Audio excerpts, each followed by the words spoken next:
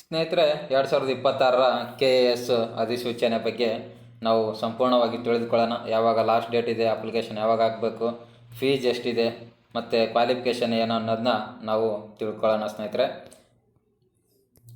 ನೋಡಿ, ಮೊದಲಿಗೆ ಕರ್ನಾಟಕ ಗೆಜೆಟೆಡ್ ಪ್ರೊಫೆಷನರ್ ಹುದ್ದೆಗಳಾಗಿರುತ್ತೆ ಸ್ನೇಹಿತರೆ. ಇದು KAS ನೋಡಿ, 2026-27ನೇ ಸಾಲಿನ ಹುದ್ದೆಗಳಿಗೆ ಭರ್ತಿ ಮಾಡಲು ಆಯೋಗವು ಪೂರ್ವಭಾವಿ ಪರೀಕ್ಷಾ ಅರ್ಹ ಅಭ್ಯರ್ಥಿಗಳಿಂದ ಆನ್ಲೈನ್ ಮೂಲಕ ಅರ್ಜಿ ಆಹ್ವಾನಿಸಿದೆ ಅಂತಲೇ ಹೇಳ್ಬೋದು. ಅಪ್ಲಿಕೇಶನ್ ಈಗಾಗಲೇ ಸ್ಟಾರ್ಟ್ ಆಗಿದೆ ಸ್ನೇಹಿತರೆ. ನೋಡೋಣ ಬನ್ನಿ. ಇನ್ನು ಹುದ್ದೆಗಳನ್ನು ನೋಡಿ, ಹುದ್ದೆಗಳ ವಿವರ ನೋಡಿ ಸ್ನೇಹಿತರೆ. ಸೇವಾ ವೃಂದದ ಹೆಸರು ಮತ್ತು ಇಲಾಖೆ ಹೆಸರು, ಉಳಿಕೆ ಮೂಲ ವೃಂದ ಮತ್ತು ಹೈದರಾಬಾದ್ ಕರ್ನಾಟಕ ಒಟ್ಟು ಹುದ್ದೆಗಳು ಇದ್ದಾವೆ.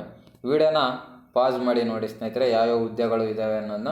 ವಿಡಿಯೋ ಲೆಂತ್ ಆಗೋ ಕಾರಣ ನಾನು ಮುಂದೆ ಹೋಗ್ತಾ ಇದ್ದೀನಿ. ನೀವು ವಿಡಿಯೋನ ಪಾಸ್ ಮಾಡಿ ನೋಡಿ, ಯಾಕಂದರೆ ಗ್ರೂಪ್ ಎ ಹುದ್ದೆಗಳು ಇದ್ದಾವೆ ನೋಡಿ. ಇಲ್ಲಿ ಇವು ಗ್ರೂಪ್ ಎ ಹುದ್ದೆಗಳು.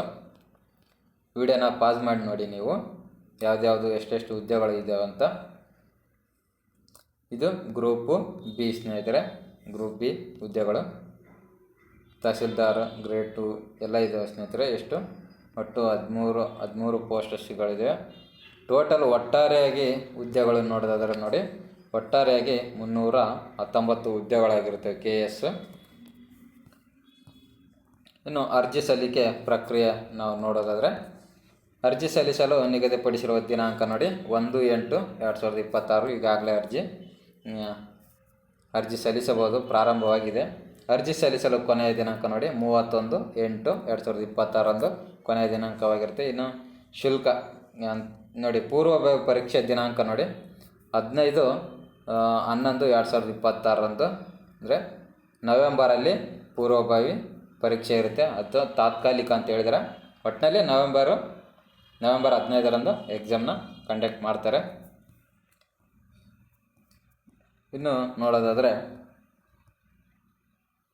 ಅರ್ಜಿ ನೋಡಿ ಸ್ನೇಹಿತರೆ, ಒಂದು ಬಾರಿ ನೋಂದಣಿ ಪ್ರಕ್ರಿಯೆ OTR ಒನ್ ಟೈಮ್ ರಿಜಿಸ್ಟ್ರೇಷನ್ ನೀವು ಮಾಡ್ಕೋಬೇಕಾಗಿರುತ್ತೆ. ಒನ್ ಟೈಮ್ ರಿಜಿಸ್ಟ್ರೇಷನ್ ನೀವು ಮಾಡ್ಕೋಬೇಕು.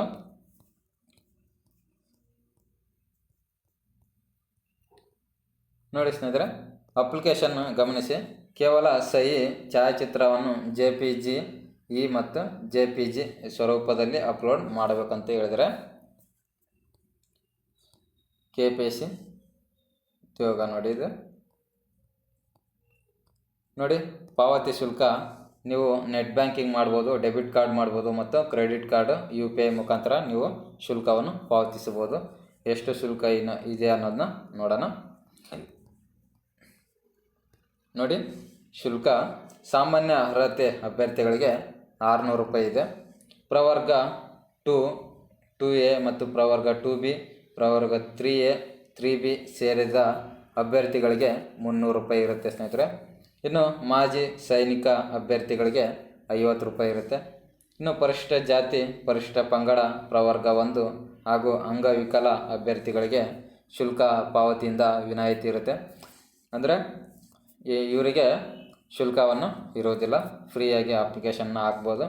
ಯಾರು ಪರಿಶಿಷ್ಟ ಜಾತಿ, ಪರಿಶಿಷ್ಟ ಪಂಗಡ ಮತ್ತು ಪ್ರವರ್ಗ 1 ಹಾಗೂ ಅಂಗವಿಕಲ ಅಭ್ಯರ್ಥಿಗಳು, ನಿಮಗೆ ಅಪ್ಲಿಕೇಶನ್ ಫೀಸ್ನ ವಿನಾಯಿತಿ ಆಗಿರುತ್ತೆ. ನೀವು ಫ್ರೀಯಾಗಿ ಹಾಕ್ಬೋದು, ಯಾವುದೇ ರೀತಿಯಿಂದ ನೀವು ಫೀಸ್ನ ಕಟ್ಟೋ ಹಾಗಿಲ್ಲ. ನೋಡಿ, ಪರೀಕ್ಷೆಯ ಮಿತಿ ನೋಡೋಣ. ಪ್ರಯತ್ನಗಳು ಯಾರು ಎಷ್ಟು ಬರೀಬೇಕು ಅನ್ನೋದನ್ನ ನೋಡೋಣ. 1997 ಗೆಜೆಟೆಡ್ ಪ್ರೊಫೆಷನರ್ ನೇಮಕಾತಿ ನಿಯಮಗಳ ವಯೋಮಿತಿಯ ಷರತ್ತುಗೊಳಪಟ್ಟಂಥ ಕೆಳಕಂಡಂತೆ ಅಭ್ಯರ್ಥಿಗಳ ಪರೀಕ್ಷೆಯ ಪ್ರಯತ್ನಗಳು ನಿಗದಿಪಡಿಸಲಾಗಿದೆ. ನೋಡಿ, ಮೀಸಲಾತಿ ಪ್ರಯತ್ನಗಳು ನೋಡಿ, ಸಾಮಾನ್ಯ ಅರ್ಹತೆ ಜನರಲ್ ಮೆರಿಟ್ ಅಭ್ಯರ್ಥಿಗಳಿಗೆ 5 ಬಾರಿ ಇರುತ್ತೆ ಸ್ನೇಹಿತರೆ, 5 ಬಾರಿ ಬರೀಬೇಕಾಗಿರುತ್ತೆ. ಇನ್ನು ಪ್ರವರ್ಗ 1, ಪ್ರವರ್ಗ 2A 2B 3A 3B ಅಭ್ಯರ್ಥಿಗಳಿಗೆ ಇವರು 7 ಬಾರಿನ KAS ಎಕ್ಸಾಮ್ನ ಬರೀಬೋದು. ಇನ್ನು ಪರಿಶಿಷ್ಟ ಜಾತಿ, ಪರಿಶಿಷ್ಟ ಪಂಗಡ ಅಭ್ಯರ್ಥಿಗಳಿಗೆ ಪ್ರಯತ್ನಗಳ ಮಿತಿ ಇರೋದಿಲ್ಲ. ಅಂದರೆ ಇವರು ಎಷ್ಟು ಬೇಕಾದರೂ ಬರಿಬೋದು. ಅಂದರೆ ಒಂದಿಷ್ಟು ಏಜ್ನ ಲಿಮಿಟ್ ಇದೆ, ಆ ಏಜ್ ಗಂಟ ಇವರು ಎಷ್ಟು ಸಾರಿ ಆದ್ರೂ ಬರಿಬೋದು. ನೋಡಿ, ವಿದ್ಯಾರ್ಹತೆ ನೋಡಿ, ಕರ್ನಾಟಕ ಗೆಜೆಟೆಡ್ ಪ್ರೊಫೆಷನರ್ಗಳ ನೇಮಕಾತಿ ಸ್ಪರ್ಧಾತ್ಮಕ ಪರೀಕ್ಷೆ ಮೂಲಕ ನೇಮಕಾತಿ ನಿಯಮಗಳ 1997 ಹಾಗೂ 8ನೇ ತಿದ್ದುಪಡಿ ನಿಯಮಗಳ ಪ್ರಕಾರ 2010 ನಿಯಮ 7ರಂತೆ ಅಭ್ಯರ್ಥಿಯು ಭಾರತದಲ್ಲಿ ಕಾನೂನು ವೃತ್ತಿ ಸ್ಥಾಪಿತವಾದ ಯಾವುದೇ ವಿಶ್ವವಿದ್ಯಾಲಯ ಅಥವಾ ಸ್ನಾತಕೋತ್ತರ ಯಾವುದೇ ವಿಶ್ವವಿದ್ಯಾಲಯದ ಸ್ನಾತಕ ಅಥವಾ ಸ್ನಾತಕೋತ್ತರ ಪದವಿಯನ್ನು ಹೊಂದಿರತಕ್ಕದ್ದು. ಅಂತಂದರೆ ನೀವು ಕ್ವಾಲಿಫಿಕೇಷನು ಡಿಗ್ರಿ ಅಥವಾ ಪೋಸ್ಟ್ ಗ್ರ್ಯಾಜುಯೇಷನ್ ಮತ್ತು ಪೋಸ್ಟ್ ಗ್ರ್ಯಾಜುಯೇಷನ್ನ ಕಂಪ್ಲೀಟ್ ಮಾಡಿರಬೇಕು, ಅಥವಾ ಗ್ರ್ಯಾಜುಯೇಷನ್ ಕಂಪ್ಲೀಟ್ ಆದರೂ ನಡೆಯುತ್ತೆ. ಪೋಸ್ಟ್ ಗ್ರ್ಯಾಜುಯೇಷನು ಇಲ್ಲದೇ ಇದ್ರೂ ನೀವು ಅಪ್ಲಿಕೇಶನ್ ಹಾಕ್ಬೋದು. ಅಥವಾ ತಸ್ತಮಾನ ವಿದ್ಯಾರ್ಥಿ ಹೊಂದಿರತಕ್ಕಂತನೂ ಹೇಳಿದ್ದಾರೆ. ತಸ್ತಮಾನ ವಿದ್ಯಾರ್ಥಿ ಕೂಡ ಹೊಂದಿರಬೇಕು. ಇದರಲ್ಲಿ 3ರಲ್ಲಿ ಯಾವುದೋ ಒಂದು ಎಲಿಜಿಬಲ್ ಆಗಿರ್ಬೇಕು ಸ್ನೇಹಿತರೆ. ನೋಡೋದಾದರೆ ನೋಡಿ, ವಯಸ್ಸಿನ ಮಿತಿ ಆವಾಗಲೇ ಹೇಳಿದ ಹಾಗೆ ಸಾಮಾನ್ಯ ಅಭ್ಯರ್ಥಿಯು 40 ವರ್ಷ ಗಂಟ ನೀವು ಎಕ್ಸಾಮ್ನ ಬರಿಬೋದು. 5 ಬಾರಿನ ಬರಿಬೋದಾಗಿರುತ್ತೆ. ಇನ್ನು ಪ್ರವರ್ಗ 2A 2B 3A 3B ಅಭ್ಯರ್ಥಿಗಳು 43 ವರ್ಷ ತನಕ ಇವರು 7 ಬಾರಿನ ಎಕ್ಸಾಮ್ನ ಬರಿಬೋದು. ಇನ್ನು ಪರಿಶಿಷ್ಟ ಜಾತಿ ಪರಿಶಿಷ್ಟ ಪಂಗಡ ವರ್ಗದವರು ಇನ್ನು 45 ವರ್ಷಗಳವರೆಗೆ ಇವರು ಎಷ್ಟು ಬೇಕಾದರೂ ಎಕ್ಸಾಮ್ನ ಬರಿಬೋದು. ಹಾಗಾಗಿ ಇನ್ನು ನೆಕ್ಸ್ಟ್ ನೋಡೋಣ.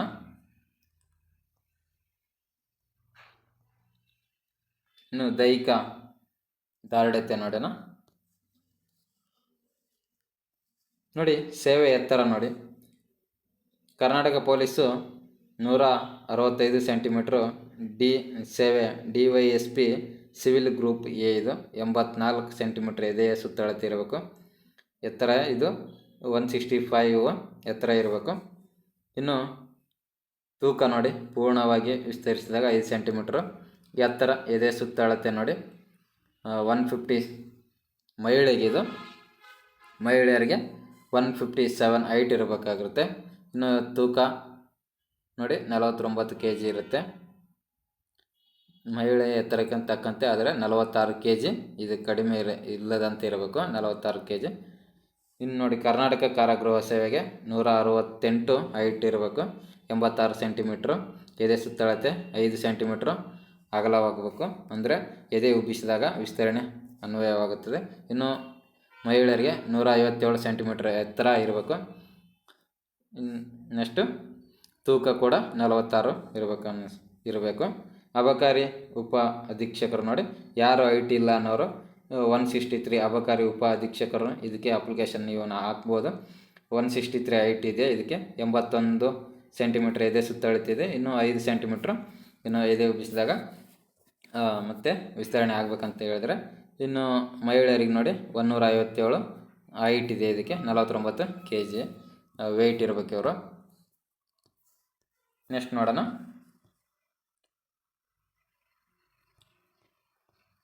ಸ್ನೇಹಿತರೆ, ಸಿಲೆಬಸ್ ಇದು.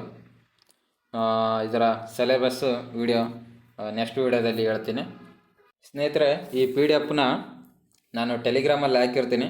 ಟೆಲಿಗ್ರಾಮ್ ಲಿಂಕು ವಿಡಿಯೋ ಡಿಸ್ಕ್ರಿಪ್ಷನಲ್ಲಿ ಇರುತ್ತೆ, ಹೋಗಿ ಜಾಯ್ನ್ ಆಗಿ. ಮತ್ತು ಇದರ ಸಿಲೆಬಸ್ ವಿಡಿಯೋ ನೆಕ್ಸ್ಟ್ ವಿಡಿಯೋದಲ್ಲಿ ಮಾಡ್ತೀನಿ ಅಂತ ಹೇಳ್ತೀನಿ. ಮತ್ತು ಮುಂದಿನ ವಿಡಿಯೋದಲ್ಲಿ ಸಿಗೋಣ. Thank you.